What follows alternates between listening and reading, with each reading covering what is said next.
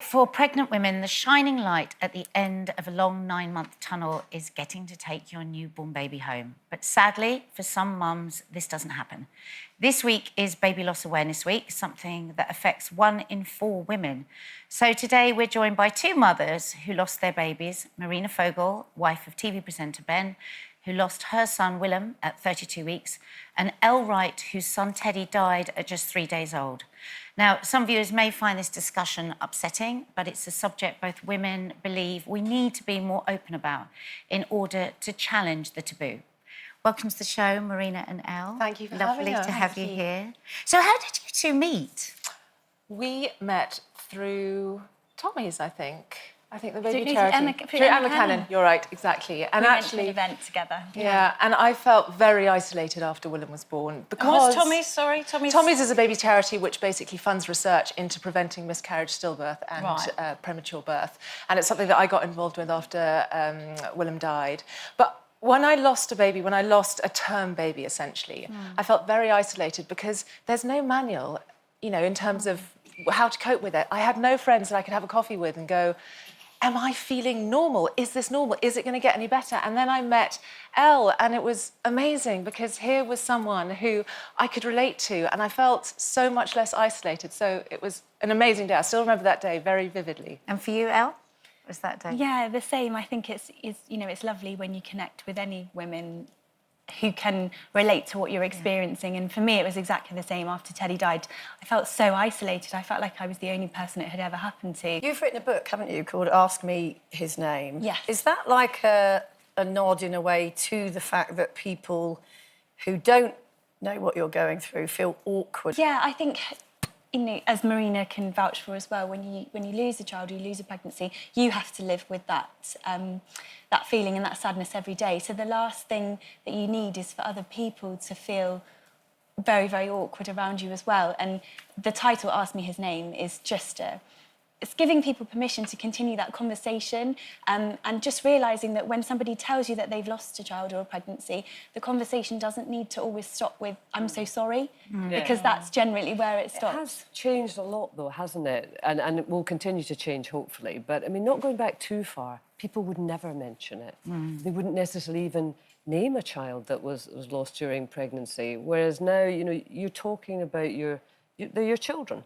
Yeah, and I think, you know, not that long ago I was reading a biography and a woman was explaining how she had a baby that was very premature, didn't survive, and she said to the doctor, well, what happened to my baby? Is my baby okay? And he said, well, you don't think it survived, do you? This was 2 generations ago. So we have come on a lot, but the reason we've come on is because we talk about it, because we're having this conversation because of books like Elle's and because of Baby Loss Awareness Week, which sort of gives permission and I think people a bit of direction in terms of how to address it, how to support women, not just women, actually, fathers as well. Of course, physically it happens to women, but it happens to parents, doesn't it? And I mean, maybe that's part of changing the whole kind of atmosphere around it, because for the guys, well, I mean, I know Ben, and I'm sure your partner felt the loss so keenly, and maybe we need to talk about that more. I think so. I found people asked Ben the whole time how I was doing, but very few asked him how he was doing. And we experienced the grief in a different way. And I know that Nico has written a chapter actually in Al's book, which is just beautiful. But I think we need to be discussing it from the male perspective as well. Very often they feel the impact a little bit later because they're literally juggling, trying to support the woman who's had that physical loss. And very often, I mean, certainly for Ben, he totally lost his confidence about 3-4 months afterwards when I was sort of just getting back on my feet again, just managing to put one foot in front of the other. He suddenly regressed and felt that it was a very difficult thing to talk about. And your other son as well. Was it your other son? Yes. Is it Ludo? Yes. Yeah. So, I mean, one of the most important things, I think, in terms of baby loss is talking to children. I was very lucky because I saw an amazing grief counsellor, and one of the conversations we had early on was me saying, how do I talk about it with my son? You know, he was 4 at the time, he was different, he was constantly feeling sick, and I was convinced it was the grief. And she said, Marina, you need to have an honest conversation with him. And I said, I can't because I will burst into tears. And she said, it is so important for you to cry in front of your son because if you're not, you're teaching your children that it's not okay to cry. Yeah. And we all know how important crying is. So tell us about Teddy because he was born, and initially you were told he was fine. Yeah, so Teddy was born after I had a full-term healthy pregnancy, and he stopped breathing in the night after he was born, and then he was transferred to a neonatal unit nearby that cared for very sick babies and premature babies. And after 3 days, we were told that they didn't know how long he'd stopped breathing for, so yeah, they couldn't do anything. What was for him. it?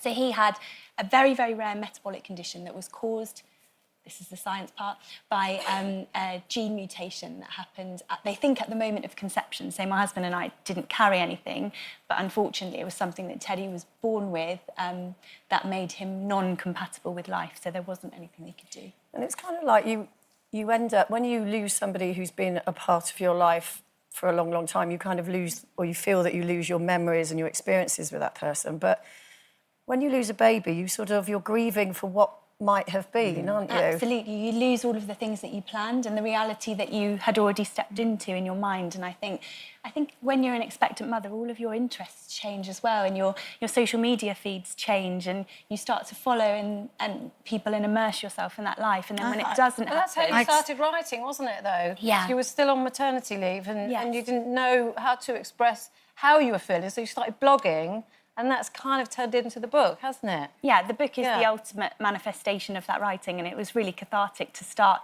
putting that message out into the world. And just, when I was looking, I feel like I searched every dark corner of the internet after Teddy died, and I was thinking, I need to find somebody who feels like I feel. I need to find someone who's speaking to me, because I guess I did always deal with things in good humour, and I wanted to find somebody who could give me hope. And I thought, if I can give that out to other women, in that when they're in that dark place, when they're in that moment straight after they have lost their baby, then, hopefully... And what about the relationships with the women that were having babies at the same time as the both of you? Did that kind of feel weird afterwards? Did they feel awkward that they'd had?